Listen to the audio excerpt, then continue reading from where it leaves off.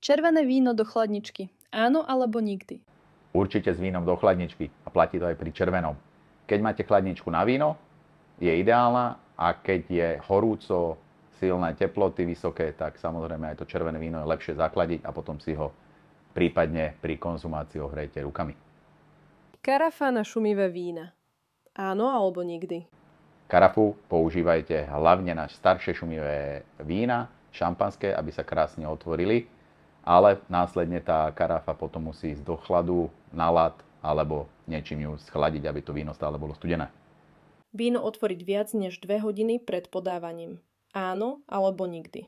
Vína by ste nemuseli otvárať 2 hodiny predtým, ale sú typy vína, ktoré si to zaslúžia a špítajú.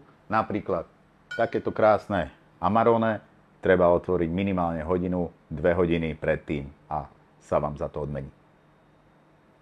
Servírovať víno bez predchádzajúceho degustovania áno alebo nikdy?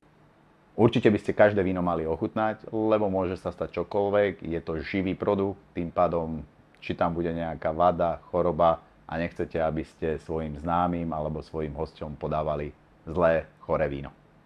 Slepo sa spoliehať na medaily a ocenenia? Áno alebo nikdy? Môžete, ale nie každá súťaž má takú váhu, ako by ste si možno predstavovali.